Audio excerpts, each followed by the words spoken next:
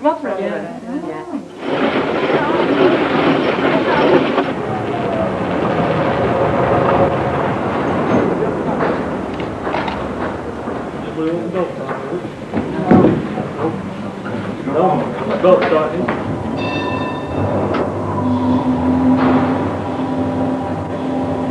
You'll be travelling about 30 feet per second for about 600 metres.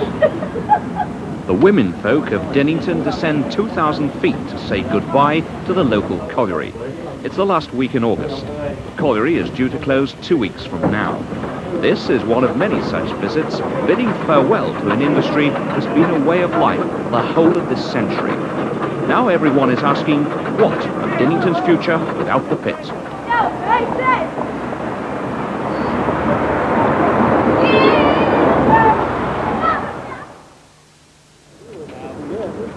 A workforce that was once nearly 2,000 is now down to 300. These are the men doing the last shifts and deciding what to do with the rest of their working lives in an area of high unemployment. Well, I'm taking the redundancy. I've been here 32 years, I'm going to take the redundancy and run. I'm hoping to carry on in mining, the same type of job. I like the work what I do, I like the open air. I'm going into business like, my wife's already got one side of business going like, so I'm going to go into that with her like.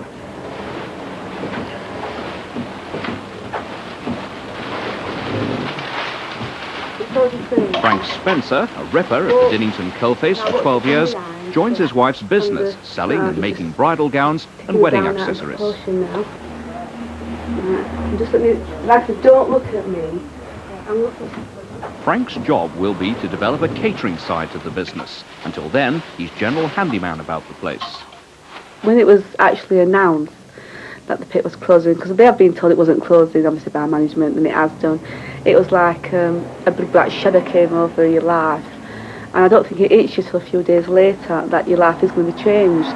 It's two worlds really, isn't it? You know, being down there, coming out black as, you know, as the ace of spades one day, and then coming into the shop, being in the fresh air, and obviously with women round you instead of your male colleagues, it's a big difference. Yeah. At the end of the day, we've still got children to feed and mortgages to pay, and it's a case of doing the best you can in a place where there's not much work. I mean, I think obviously he might feel a bit embarrassed because he's not, you know, getting muck up to his eyeballs again and wearing big clothes and hard hats, but the thing about it is, at the end of the day, to me, it's just work. It's not as though it's suffocating me.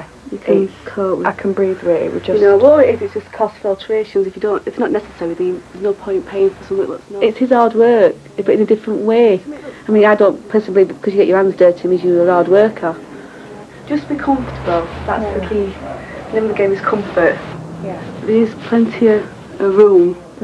There's not, you know, and the dress does give, the fabric will stretch with you as the day goes on. Not everyone is taking redundancy.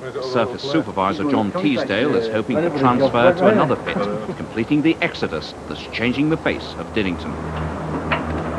It used to be nothing but a mining village, but now you've got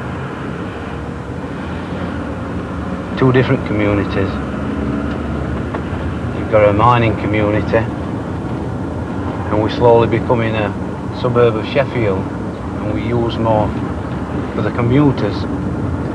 People who's commuting from Sheffield, Lincoln, Grantham, Peterborough, they all use Dinnington now, somewhere to sleep. I live on a new estate, and I believe I am the only miner on my street.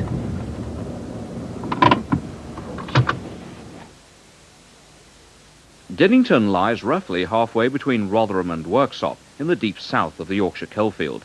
It's situated 3 miles from the M1, ideally placed for commuting and new industry. John Gallagher will never become a commuter. Although he's decided to leave mining, he'll never leave Dinnington, where he was born and bred. But the traditional social structure to which he belongs is disappearing, like Keats Drive, where he lives. It's probably unique, the only remaining street in Dinnington where miners who were schoolboys together, then worked together at the same pit, still live side by side as neighbours. But soon they too will be leaving coal mining, and the special nature of this little street community will have faded away and become part of a different background.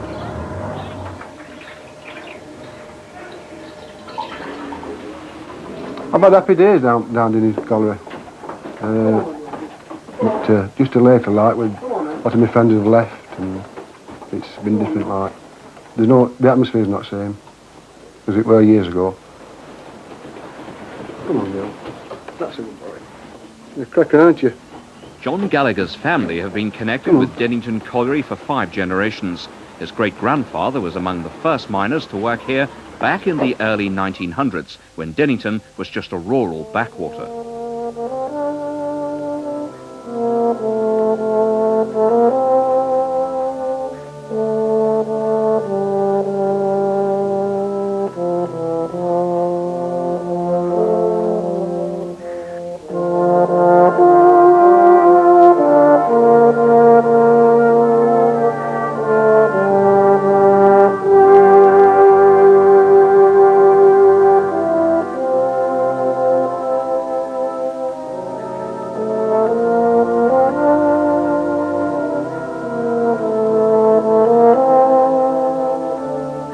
The last living link with those times is John Tomlinson.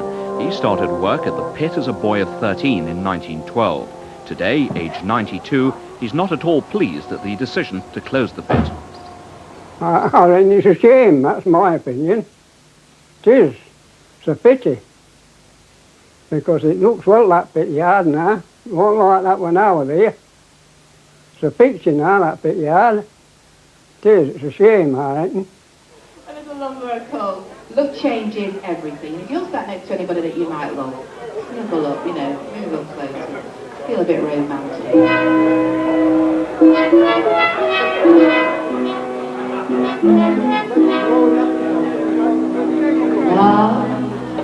Love changes everything. Days are longer.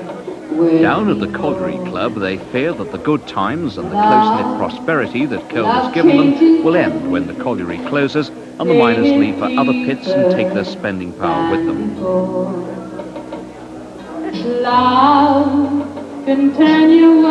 Those who stay worry about jobs because they maintain new industries and not mass employers and will never replace the pit. Love changes everything. Now I tremble at your name. Across the road from the colliery, a new business centre built by British Coal Enterprise Limited will offer 200 jobs. Few units have already been let. They expect to be half full by next March. More modern industrial estates are being planned, changing the industrial face of the area.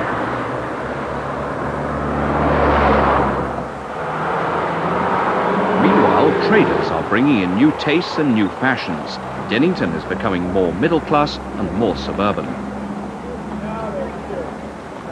Cheaper, modern property is attracting outsiders from a wide area.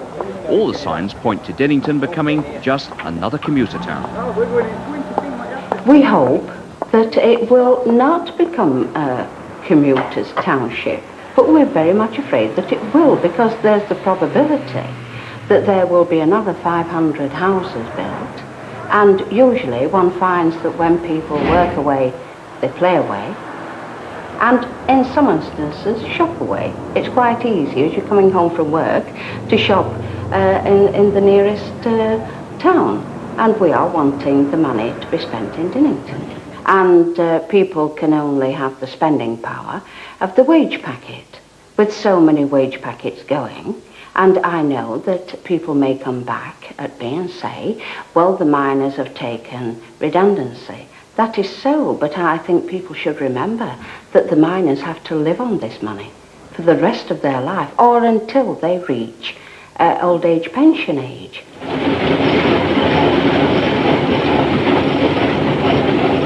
In what remains of Dinnington's life as a coal-producing pit, the remnants of its workforce try to boost tonnage.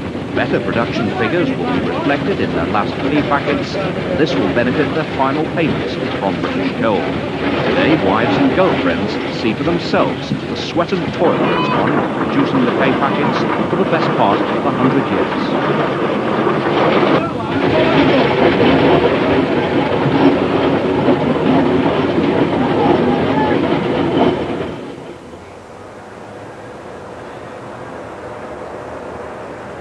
pilloried car park opposite the pit gates, British Coal has set up a temporary job advice centre. 1 in 5 Dinnington men are out of work. That's 20% compared with the national average for men of 13.8%. Many of them have spent their entire working lives down the pit and are not trained for anything else. They'll all receive lump sum payouts, but won't get their British Coal pensions until they're 62. Right, come on and have a seat. Just a minute. Right, John, you've come to British find out what Coal we're all about. Enterprise is how the we can industry's help. employment We're here agency. basically to And hear today, John anybody Gallagher in the meets his industry job counsellor to to get get advice resettled on in finding another job. alternative work. Now, the form that help can take can vary. Depends on what you need in terms of help. What sort of work is it you're looking for, John?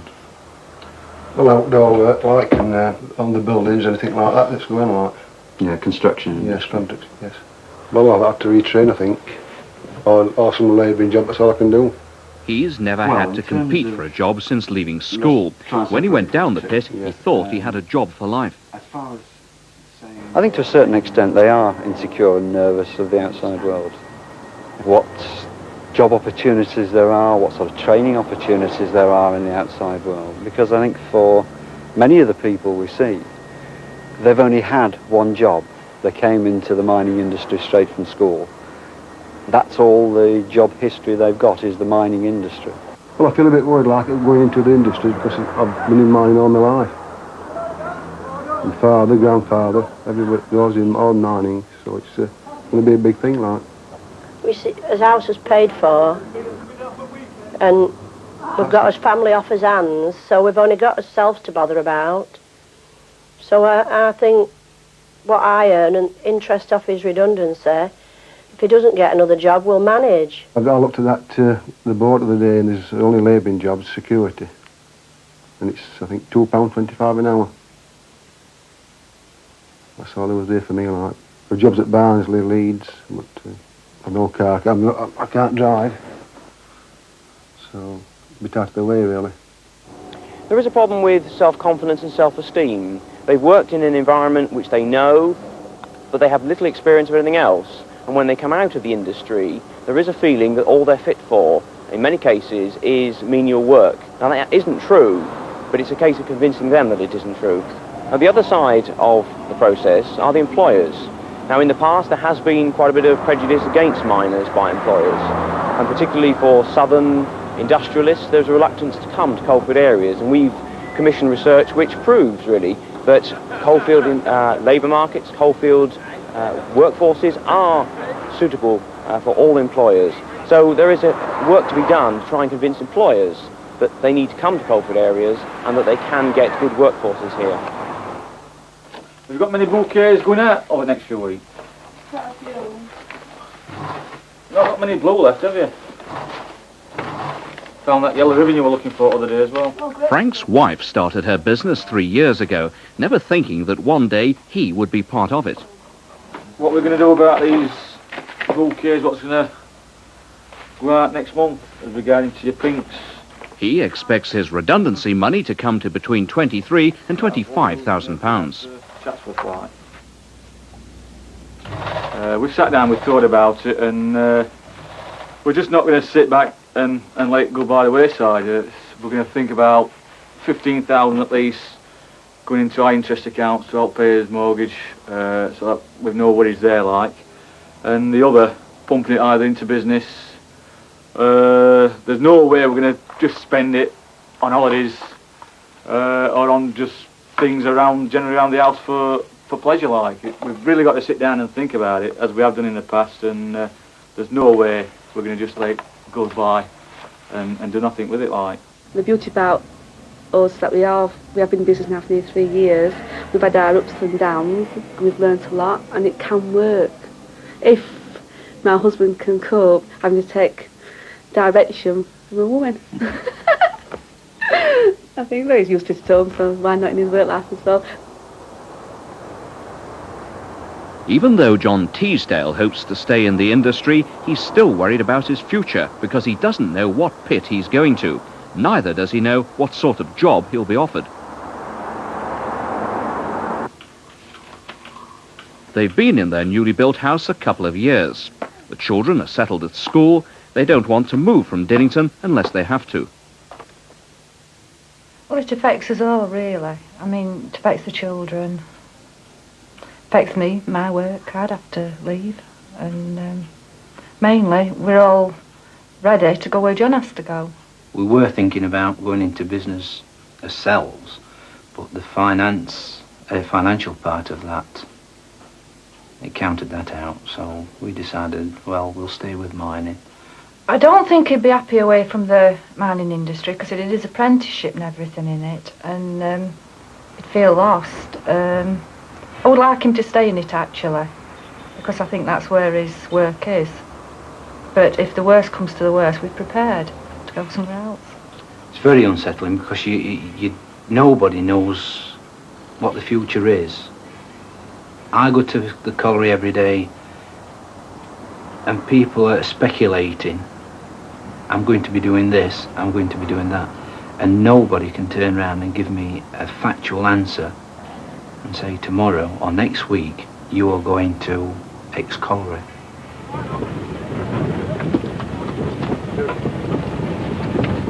When British Coal close the pit, they'll salvage as much of the equipment as they can and then fill in the shaft with Welsh clay, rubble and concrete, sealing it for all time. Their visit is, therefore, a souvenir to be saved for the memory. I just think it's sad that they're going to close it and the men are not going to be working anymore. All the machinery and, work that just to get there, the work involved to get there, and then they're going to close it and it's all going to be forgotten. And there's going to be a lot of men out of work with not much prospect to gain another job. So it's not, I'm very sad. And I think they deserve a medal just going down and getting to the job without work that they do. Miners' charities have financed much of Dinnington's community fabric, apprentice education, the pit baths, and social functions like this annual tea party for retired miners, their wives and their widows. It runs over 2 days, attended by 600 of Dinnington's senior citizens. The big question hanging over this year's event is how many more will there be? No one here is blaming the miners for what's happened to their industry and to their pit. On the contrary. But our members have done a tremendous amount at increasing output since the miners' dispute in 84-85, and we're still told we've got to do better.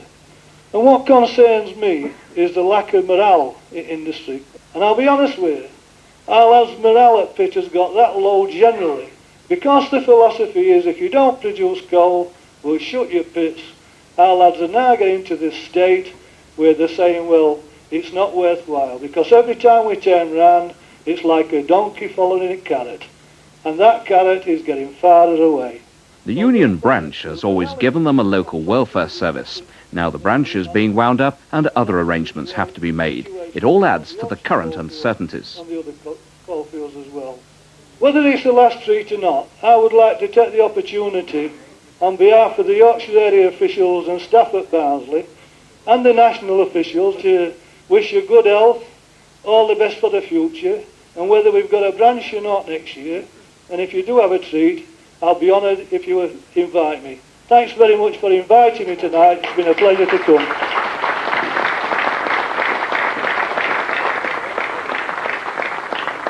Not many events can change your life, but a job interview can. Success or failure can mean the difference between a good career and a stretch on the dole. There's no second chance, so it's important to get it right first. John Gallagher estimates his redundancy payoff will come to just over £40,000, and he's putting it into a building society. Now he's got his job-seeking pack from British Coal with tips on personal presentation. Don't lean on the interviewer's desk. He'll think you're being cheeky. Don't smoke, even if you're invited to. Never, under any circumstances, have an alcoholic drink before an interview. I've got to find other work, like, I can't retire my redundancy. Well, it'll be enough while you get a job, won't it? We'll have to manage, won't we? Yeah. That's it. Full production stops on Friday the 13th of September. During its 88 years, 60 miners died down here, one of them a boy of 14. It's a time for praise and thank yous. I stand here with a certain amount of sadness to see a very proud pit and a very proud workforce at this stage of their existence. Full production at Dinnington ceased last Friday. During its life, Dinnington has produced 48 million tonnes of coal. That would look well dropped at the gate, wouldn't it? Ladies and gentlemen, could I, on behalf of British Coal and formally the National Coal Board, thank you all for your contribution to Dinnington and to the mining industry over the years. I wish you all good health and good fortune, and I thank you very much for listening. I've been here a number of years at Dinnington, and to see Dinnington slowly dying the way it is a sad time. You can't really put it into words. It's a past disappearing. They've all got their own story. They've all had their own life, and now that life's ended altogether at Dinnington. At the end of September, some of those who are left come to take their leave and queue for the management's official goodbye. We're all working together, all right?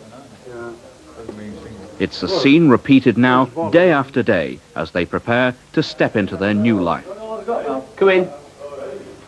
Take a seat. Morning, kid. Morning, Jeff. Too much fun, I think. Jeff, you're so fine. It's all right, we've already sorted you out. Your letter. Thank you very much. As you can see, your formal date of termination is the 7th of December.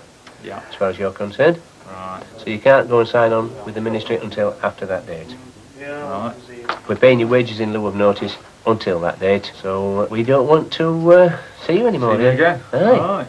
It's just one other thing to give you. Yeah. And that's a tankard. Very good. And all the best to you. Thank you very much. All the best to you, Jeff. See Okay. ya. Cheers. Cheers. Thanks. Come in, John. Sit down. Your letter for redundancy, John. Yes.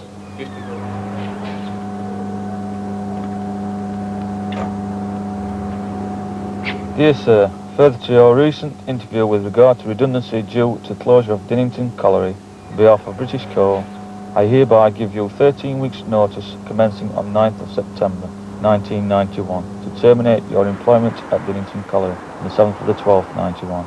May I again take the opportunity of thanking you for your past service in the coal mining industry and at Dinnington Colliery in particular. May I also wish you all the very best for the future. Yours faithfully, A. Hartley, Colliery Manager. We always like to think that we have the stability of the colliery, the security of the colliery. And if I know that miners have been moved to pits close by, but without the colliery, I'm very disappointed and very fearful for Dinnington. The question we need to ask is what happens when the pit shuts, when the close-knit bonds between the miners and their families begins to perhaps break down? Will the miners be absorbed into the wider community of Dinnington? There is a danger that they could become a rump, and it could lead to perhaps depression and a cycle of gloom and doom. On the other hand, they could all make it themselves in a new world. So one of the interesting questions to come back in 5 years' time, 10 years' time, and see what happens.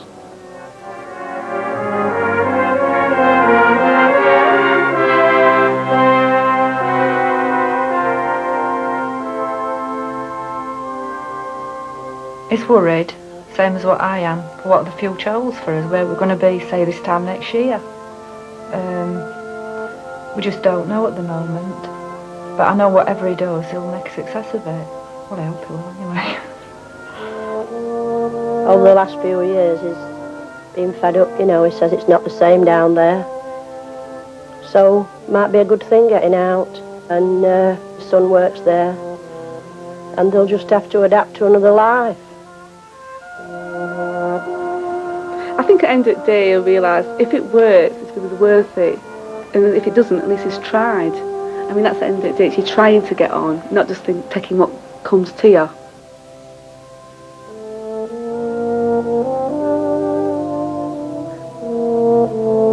It is important to show enthusiasm throughout the interview.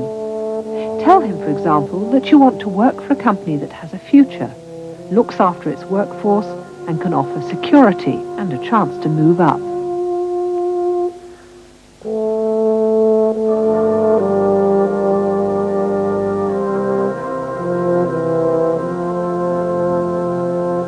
British Coal Enterprise made this tape. They have an excellent record in helping people to find work. Why not give them a ring? Finding a job can be hard work. It may take time. At times you'll feel frustrated and disappointed, but don't let it get you down. Never stop believing in yourself.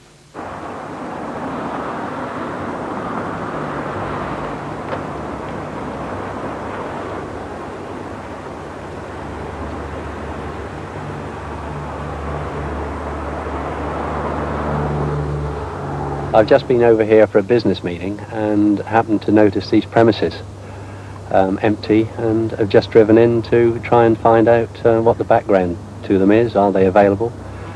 Because I've recently started a business in the Sheffield area, operating within South Yorkshire, and hopefully I'll be looking for premises in the not too distant future, and what is available here could be of interest. In my experience in other areas, in my previous business involvement, people who have been in mines have lent themselves readily to be trained to do other jobs quite satisfactorily.